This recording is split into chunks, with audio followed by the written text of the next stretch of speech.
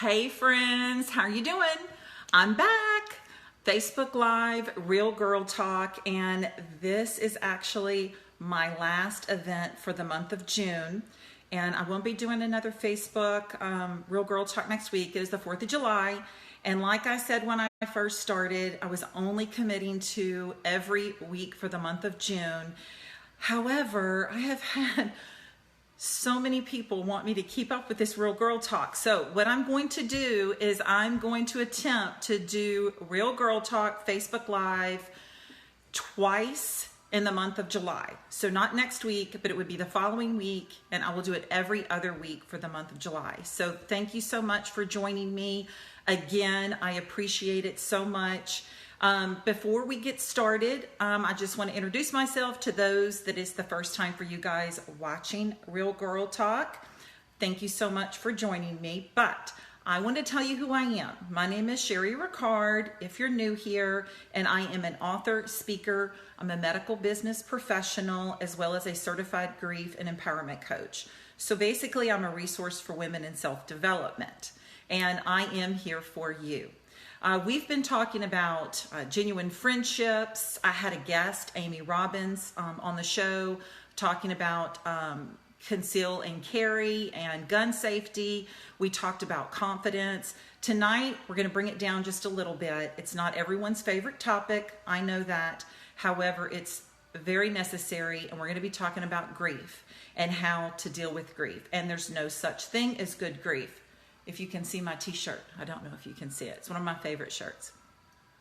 So we're going to dive in here. Before we do that, guys, please hit your share button for me, because whether you're watching live, sometimes we only have 6 or 7 live, but we do thousands of replays. And so if you share it to your Facebook page, that's going to be your friends being able to see these episodes as well. And there could be a topic that could touch them. So make sure that you hit your share button. And I'm actually going to do the same exact thing. I'm going to share. So let's take a second and let's everybody share. And I'm going to do that as well.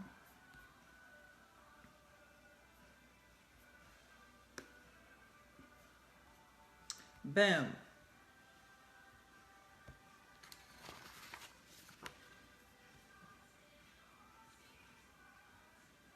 I'm going to share it to my regular page. Hold on, guys, because I haven't normally shared in the middle of it, but I want to do it this time because some people get on my page and not the empowerment is beauty page. Okay, we're all done. Everybody shared. That's great. So let's dive in. So the first thing I want to talk to you about is grief is actually in 2 parts. And if any of you have heard me speak, if you've come to any of the events, if you heard me speak at Compassionate Friends, I've said it over and over again. I actually talk about it in my book, Wake Up, Call a Mother's Grief Journey. And I also talk about it in my book, Healing Your Wounded Spirit. But grief is in 2 parts. The first part is loss. So that's the part where we mourn. And the second part is the remaking of life. So yes, there is grief in remaking of life, because once we're in that grief, that is a journey that's going to carry us for the rest of our life. So what I like to call it, and I've heard other people refer to it as well, is it's your new normal. So it's my new normal. So if you haven't heard my story before, if you haven't read my book, Wake Up, Call a Mother's Grief Journey, my 17-year-old son, Bryant, was killed tragically in a car accident when he was 17 years old. And he was killed 11 years ago, actually July 12th. So it's coming up. That's a day that I like to avoid, and I'll explain to you why that's okay, to overlook those days that it's harder for you to process grief. But he was killed tragically in a car accident, and I did not know how to deal with my pain. And those of you that do know me know that I don't do well sharing pain and bringing people down. I'm not a negative Nancy. I mean, I'm an empowerment coach, right? So in order to deal with that grief, what I did is I journaled. And if any of you watching don't know how to deal with your pain, I highly, highly recommend keeping a journal book in your purse. Keep one by your bedside. You can keep more than one. And every time you have a pain or you have a struggle, or maybe it's your birthday or something's going on, and you journal in that book. I did that for 7 years. I journaled. And in 2014, my book was picked up by a publisher and it was published, and that was The Wake Up Call, Mother's Grief Journey. And that was, of course, 4 years ago. And since then, I've wrote several other books. My latest one, Strong Women, How to Live an Empowered Life Through Adversity. And because one thing that I want to share with you guys is, in my journey, yes, I lost my son, and it was horrible. It's the worst grief I believe anyone can ever go through, is to lose their child. However, one thing that I did do is I went back to school. I'm a registered nurse, I'm a medical business professional as well. And I went back to school and I studied grief. And the reason why I did that is because I had been asked so many times after my book was published to come and speak. And I had individuals coming up and saying, well, I've lost my sibling, or I lost my parent. And I thought, well, that's never happened to me. I know the grief of the loss of a child. So I did go back and I studied grief, and I wanted to understand it. And that's how I got my certification in grief coaching and empowerment coaching, because I wanted to be able to be a healing force and a resource for someone, especially women, but as well as, men as well. I wanted to be a resource for that person if they were suffering grief, because when my son died, I never knew anyone that had lost a child. So although everyone's coming up to me saying, I can't imagine how you feel, I'm here for you, what can I do for you? I wanted that one person to come up to me and say, I know exactly how you feel. But instead, I was surrounded by individuals that were grieving over the loss of Bryant as well. His grandmother, his aunt, all of his friends, hundreds and hundreds of friends, and his sister and brother and stepdad and father. Everybody was grieving over Bryant, so there was no one there that I could lean on that I wouldn't affect with their own grief. So you're following me. That's why journaling was so important, because I was able to get everything out, all of the pains and struggles that I was going through, without adding that extra burden and pain on the very people that were grieving themselves over the loss of Bryant. So I wanted to be, and I vowed to be, and I believe that God instilled that purpose in me to be that person that is there for that grieving mom. Now, when I wrote the book, Strong Women, How to Live an Empowered Life Through Adversity, the reason why is because there is many forms of grief. Thank you for the hearts. I love my hearts. There are many forms of grief. So you can grieve over a loss of a career, your loss of identity. You can grieve a divorce is a huge grief. Because if you think about it, if you've been in a marriage, I don't care if it's 2 years, 5 years, 20 or 30, your Saturday mornings are now different. What you know about Saturday mornings and about Christmas and about your morning routines and your afternoon routines and all of that is different in divorce. So you grieve. It doesn't matter who initiated the divorce. It's still a grieving process that you have to go through. I've met many people that grieve over the loss of their identity. Thank you so much, Stacy. There's a lot of people that grieve over their identity, and maybe they had this wonderful career their whole life and it was ripped out from underneath them. I mean, you think about it. If you look at how many childhood actors end up turning to alcohol and drugs, we have suicide in Hollywood, not just in Hollywood, but all over. And you think about it, you think, well, gosh, they had everything going for them. No, they didn't. Because as a child, they were this star. They were surrounded. Their identity was wrapped around people caring for them, what they did on the set. And they go through this childhood and they become an adult and they have to figure out who they are now. Because it was never who they knew their entire life growing up. And so they grieve that identity because maybe they're no longer wanted in that career. So what do they do with that? So they're grieving over that loss. So there's different aspects of grief, not just the loss of a loved one, although that is going to be the most intense grief. We all know that. So how do you deal with grief? Well, there are 5 stages of grief. Now, let me clarify, when I talk about 5 stages of grief, some people will disagree and say, I don't believe in those 5 stages. I don't believe they ever exist. When they were created, they were actually created by a psychiatrist back in 1969, Elizabeth Kubler-Ross. And when she started these 5 stages of grief and she was studying and researching and watching people and carrying them through all these different these avenues and journey of grief, she started this in her field because she could see a pattern. She never intended those stages to be set in stone. You're going to go through this number one stage at this amount of time. You're going to go through this stage at a different time. She did not mean that at all. What she meant was that you are going to experience all of these stages of grief, but they're going to be on your time. Now, you may have met someone that you think, man, they've been angry for months and they're stuck in that stage of anger because it takes someone a little bit longer maybe to go through it. It depends on what they're grieving. Maybe it was a child, maybe it was a parent, maybe it was their pet.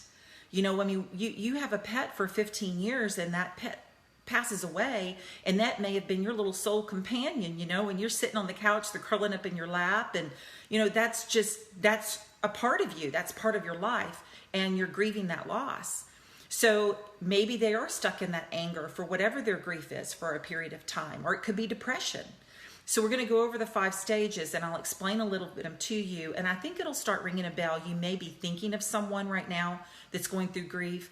If you haven't hit your share button already, please hit your share button right now. So you're sharing this live to your Facebook profile page, so other people will immediately see that someone's live and they're talking about there's no such thing as good grief, because I think I put it in my title. And that way they can jump on, because it may not be for you. This talk may not be for you tonight, but it may be for somebody else that's a friend of yours on your Facebook page. So hit the share button. So the 5 stages of grief. The first one is denial. Now, when I say that it's, thank you, Tammy, when I say that it's denial, a lot of times a sudden, my child was killed in a car accident. Okay, so that initial phone call was, no way, no, this is not happening. Someone that is sitting by the bedside of someone for months or a year and they pass away, at first they may hit a little bit of a denial, like, I can't believe it's finally here. I can't believe this happened. But they're going to go through that stage of denial a little bit faster than someone that is actually hit with a phone call and someone just got killed in a car accident. It's a little bit different. So you kind of following me with the stages. So the denial is, this can't be happening to me, or this didn't just happen. So I know when I got the phone call, and my book, of course, Wake Up Call, A Mother's Grief Journey, is twofold. It was a wake-up call to my life in general, and it was a wake-up call because that's what I got to tell me that my son had passed away. So it wasn't just that call to me. Think about the calls that I had to make and my family had to make to everyone else in our family and our friends.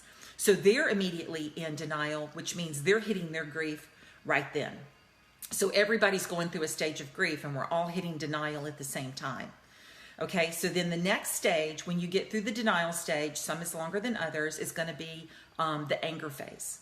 So you're going to hit a little bit of anger. Yes, I was angry that my son was passed away. I wanted to lash out at anger of, you know, he was killed in a car accident and his car had flipped and there was a man that ran to the scene and he didn't try to resuscitate my son because he said there was no need.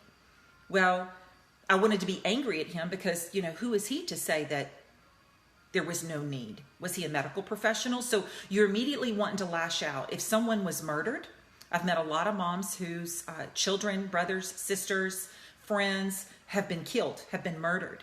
And that anger is going to last a lot longer, because if you think about that, you're talking about court dates. They're going to have to go through this process over and over and over again. So that anger is going to stay there. They have someone to point the finger at. So that's the next stage.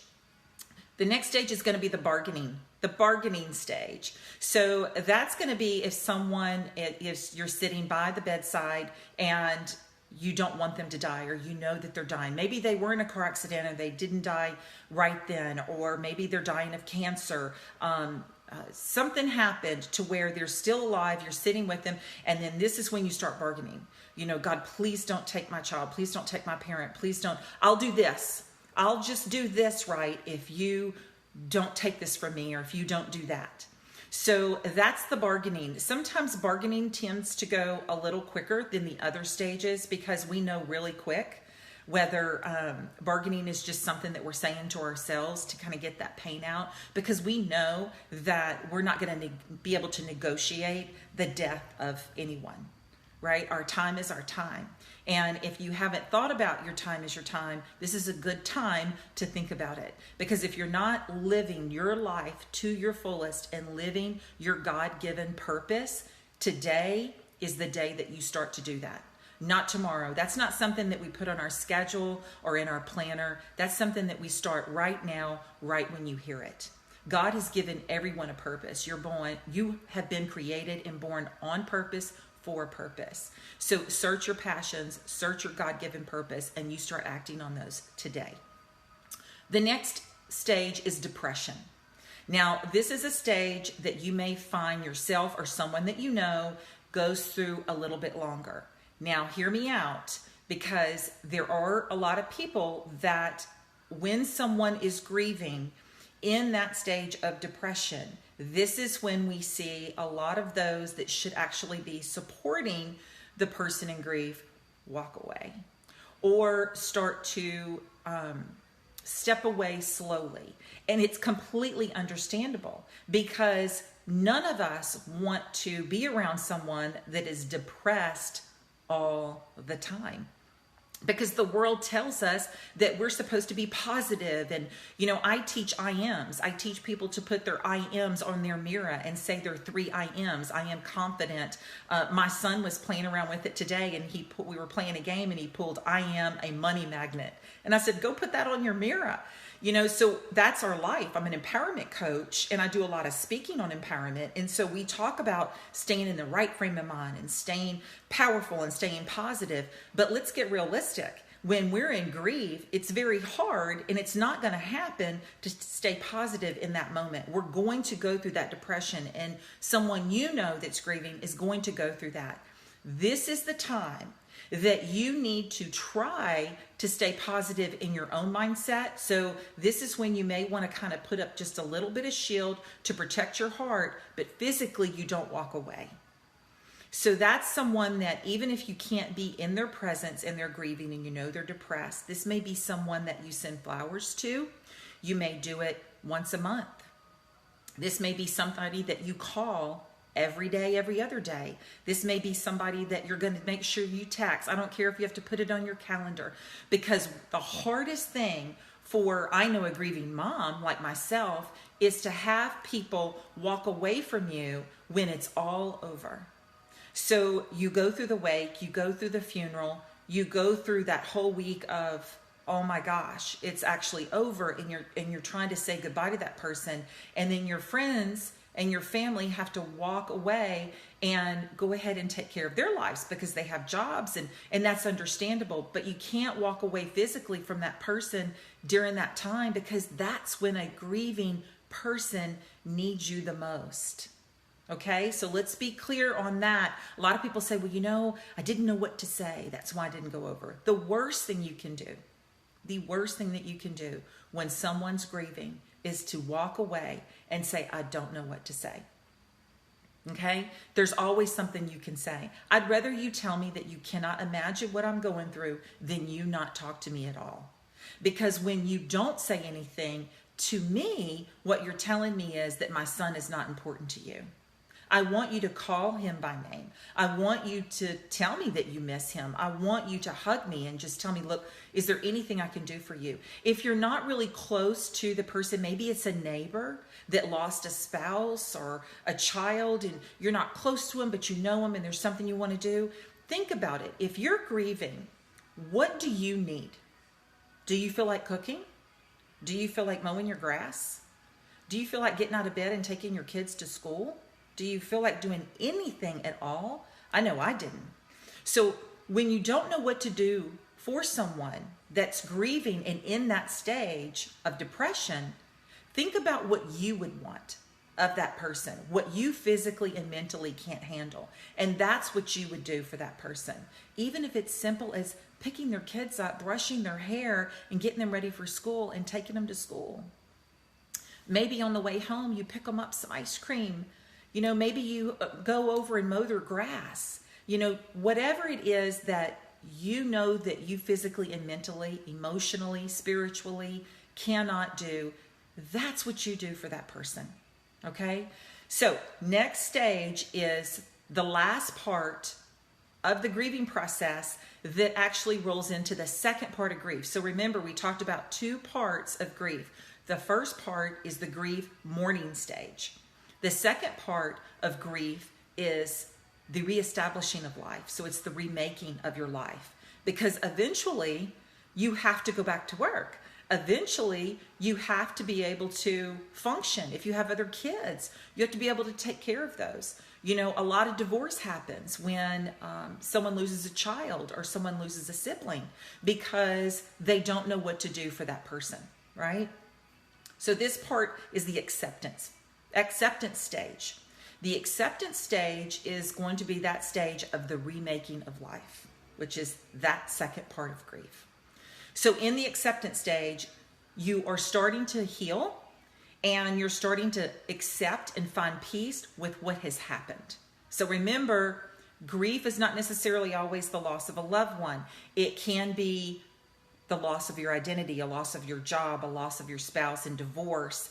There's a lot of things that you can grieve over. So that acceptance part is the part where you're remaking of life. So, you know, I've had people that come up to me and say, you know, I just don't know how you do what you do. I don't know how you stand up on that stage and you talk to other moms that are grieving. I don't know how you get up and talk about building confidence and living an empowered life through adversity. And I'll tell you how I can do it. It's because when I think about my son, and as I sit right here doing Real Girl Talk, Facebook Live, I can look across my office and I have a 10 by 13 beautiful picture of my son with his beautiful smile. If you're on my Facebook, you've seen my son and his gorgeous smile. Okay, so I can look at him and he smiles at me when I'm in my office and when I'm doing this right here. That's how I can continue to do what I'm doing, because I know that my son is proud of me. I have moms that come to me and say, I just don't know what to do. I don't know how to go on. And they're crying and they're upset. I get it. Believe me, I cry. I'm not exempt from the tears. I call them my Bryant days, and I have them quite often. And, you know, especially Christmas, and his birthday was June 5th. The anniversary of his death is just in a couple of weeks. And that's going to be a difficult day for me. But I am I'm healing, and I'm healing from it, and I'm in peace with it, and I'm in the acceptance phase. It's happened. I can't change what has happened. So I have to remake my life and do it to honor not just God, but to honor my son. So I know that my son is proud of me. So when I want to get sad and I want to get down and I want to say, you know, I just can't do this anymore. I don't want to write anymore. I don't want to talk to any more moms. I think about my son, who was so laid back, sitting there and saying, Mom, but this is what God wanted you to do. This is your purpose. I can literally hear him telling me, Mom, this is what you're supposed to do. Thank you, Tammy. Amen, Mama. So that's how I keep going. You know, and I'm telling you this because if you're dealing, or you know someone that's dealing with grief over a child or over a sibling, over a parent, or even a really best close friend, cousin, aunt, uncle, whatever it is, one of the ways that you can start healing is to reach out to other people that are going through the same exact thing, issue, situation, challenge, pain, hurt that you're going through. The last thing that I wanted to do while I was going through my really, really hard time, I was only 3 or 4 minutes and I was writing. I told you I wrote for 7 years. So one of the hardest things that I ever did was when I had a coworker call and say, you know, Cherie, we have a mom that just lost a child about a month ago and I really need you to call her. I thought, why would you want me to call her? I'm just going to call her and we're going to be on the phone just crying. I mean, I don't know why you think I can be any help of her, but I'll do it because I really like this coworker. And it was the best thing that I ever did, because when I called her and I began to encourage her and try to heal her, what happened was I started to feel the healing and the growth inside of me. And I liked that feeling. I liked being able to start to heal. I'll walk a grief journey for the rest of my life. I tell people I'm in a grief journey. It'll be the rest of my life. However, I am already in the acceptance phase. And I know that I'm living God's given purpose. And I know that my son is proud of me. I've been through divorce. I've been through financial hardships. I've been through spiritual battles because I was mad at God. And I know that if you've been through grief, or people that grieve really hard, you've been mad at God. They've been mad at God, and they'll say it out loud. And listen, God knows your heart. He knows your heart. It's okay to cry out. It's okay to be mad. It's okay to go through these stages of denial and anger and bargaining and depression, as long as you get to the acceptance phase. You've got to get to the acceptance phase. I'm not saying that it's going to take you a few months. I'm not going to say it's going to take you a year. I'm not going to say it'll only take you 2 years, and I can walk you through this pattern, and in 24.5 months, you will be done and fully in the acceptance. Absolutely not. It's been 11 years this July 12th, and I will never fully accept the fact that I no longer have Bryant, but I'm still in the acceptance phase because I'm at peace knowing where he is. I'm at peace knowing that this is God's plan, and God's plan is much bigger than my plan because he's much bigger than me. I mean, I'm his daughter, right? We're sons and daughters of the King. So it's what he says. And there's a reason. You don't want to accept the reason, but there is a reason. There's always a reason behind that pain and that suffering, not just with that loss. There's a reason you lost your job. There's a reason why you got a divorce. If your husband or wife walked out on you, there's a reason. And it's not necessarily your fault. But God's going to open those doors for you. There's another job. There's someone better for you. I went through a divorce and I thought, this is it. I'm divorced. I will live by myself forever. And I met a wonderful man, and we've been together for 20 years. Did I see that when I was going through the divorce? Absolutely not. Did I see myself being at this point in my life when my son died? July 12th, 2007, a week later or even a year later, did I see myself here? No, I journaled for 7 years. So what I'm telling you is, no, there's no such thing as good grief. Why do we say that? You hear people say, good grief. There is no such thing as good grief. Grief is painful. It's a challenge. It's something that we all go through. It's a universal emotion. There has never been anyone that I've ever met, I don't know about you, that has never walked through suffering, loss, and grief. It is the one universal emotion that we all have in common. So think about that when someone's going through a hard time, whether it's the loss of a job, loss of a loved one. What can you do for that person? What you can do for that person is exactly what you would want someone to do for you if you were going through that same situation. So was this helpful?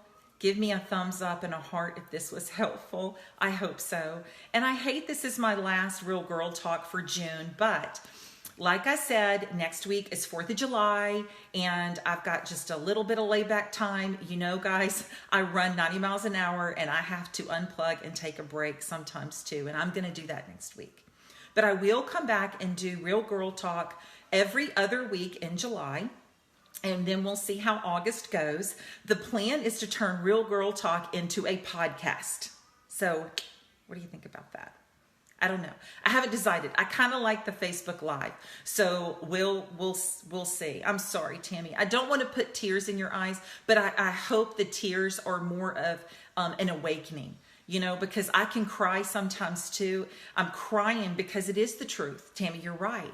It is the truth. And sometimes the truth hurts really bad, doesn't it?